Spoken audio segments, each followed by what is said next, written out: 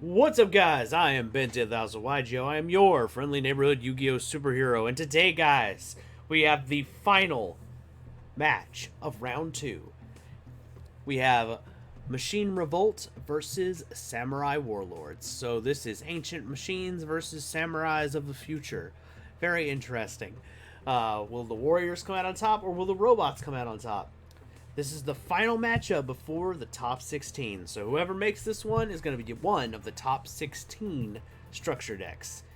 And so you guys want to make sure you come back for the next episode of the Structure Deck Wars where we get into the top, right? Well, I will be showcasing all the decks that made it to the top 16. So, per usual, if you're new to this, this is my ongoing experiment to determine what is the strongest structure deck in all of Yu-Gi-Oh! So, basically how we do this is we have this conversation at the front. I'm going to flash you some replay footage real quick, and then, guys, we'll talk about the who won and why at the end. So, without further ado, let's go check out that replay footage.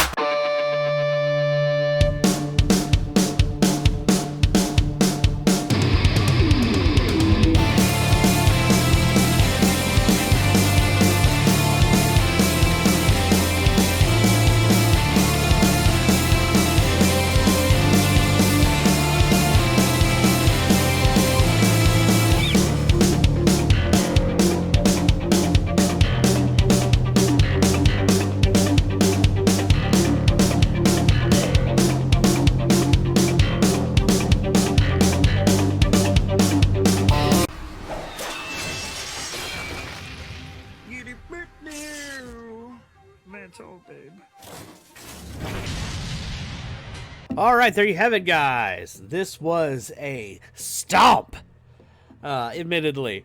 So, the Samurai Warlord deck is clearly, shall we say, power crept this one. The only reason why, and this deck only has stood a chance because of some of its banned cards, or banned card now, I should say, because Pot of Avarice is back. Anyway. The problem with this deck was it had too many high levels that needed to be tribute summoned. That was one of its problems, is it had a lot of bricks. So, and a lot of its trap cards needed you to get more than one monster on the field. Like, so for example, in order for rollout to work, you had to have a Union in the grave. Well, we only have 2 Union monsters, so that doesn't really help much. The other part was like we had like covering fire. Well, you need 2 monsters to make that work. Micro Ray would only be useful if Ancient Gear Golem hit the board, and the problem was we just could not get these monsters on the board fast enough. So we have some subpar assistance cards, and we have some monsters that really don't provide anything, like Ancient Gear and Ancient Gear Cannon. These monsters just, they don't do enough. The Gadget Engine would probably be useful, assuming we could, like, you know, maybe it was easier to get to things like Ultimate Offering or Stronghold the Moving Fortress or something. I don't know how, you know, if that would make it much of a difference, but, you know, if we were able to get some more of these kinds of cards, maybe it would do better. But yeah, that was its problem. It could get big monsters, but if it didn't draw one of these guys, it didn't really have a way to fight. And if you drew these two guys, I mean, you already had to be in a winning position to even get these guys on the field in the first place. So now we're going to come over to the Samurai deck. And yeah, you guys already see why this deck won. For one, we have ways to slow down the opponent with Great Shogun Shien, preventing them from playing more than one spell or trap. Well, although you never saw it, he was there. The other thing is we have monster removal in like Hand of the Six Samurai. We could go the old-fashioned rate with Zanji if we got like 3 samurais out there, which I believe you guys did see that, where we could take out a stronger monster, take a little damage, but because we still had another samurai, his other effect would kick in, and then we could just kill it outright. Basically, the original 6 samurais out of the 6 samurai archetype all came into play here. We actually were able to use our 1 extra deck monster, which is Shadow of the 6 Samurai Shien.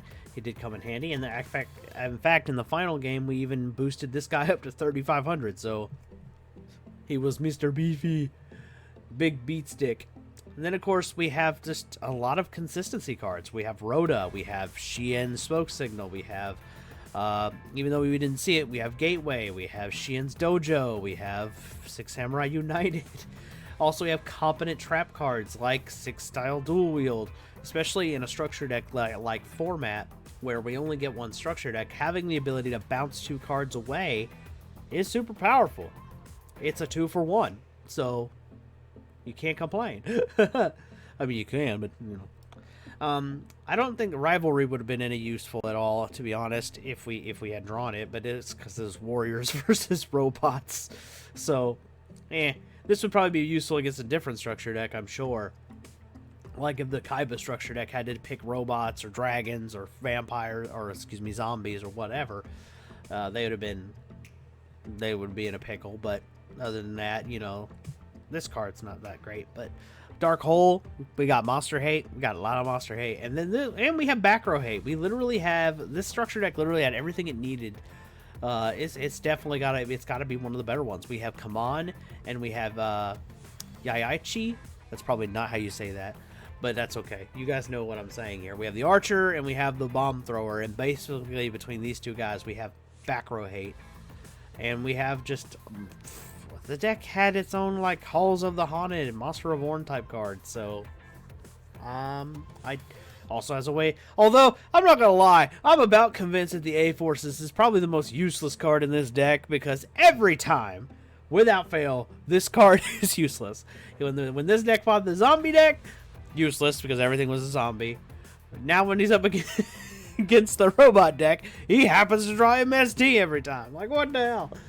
Oh god. So, but overall, yeah, the deck has everything it needs. It has the ability to get big monsters. It has the ability to slow the opponent down. It has the ability to summon more than one monster very quickly. It also has the ability to search and draw. It's got it all. This is definitely one of the better structure decks going into the top 16. If you guys are enjoying the structure deck wars, make sure you drop me one of these. It's very much appreciated. I just found out that the algorithm wants you to have more likes now, so if you guys will start liking my videos, it'd be greatly appreciated. Another thing that I would like to let you guys know is if you want to support the channel, by the way, guys, I have an eBay. I'm going to be updating that stuff soon, so make sure you go check out the link in the description below to my eBay page. I will be setting up some other ways for you guys to support the channel. Just at the moment, eBay is what I have available. So if you guys want to check out my eBay page, I don't have much there, but if you guys are interested in anything I might have there, please check it out. Anyway, guys, I'm Ben2000 yugioh. I'm your friendly neighborhood Yu-Gi-Oh superhero, and I will catch you in the next one. Peace.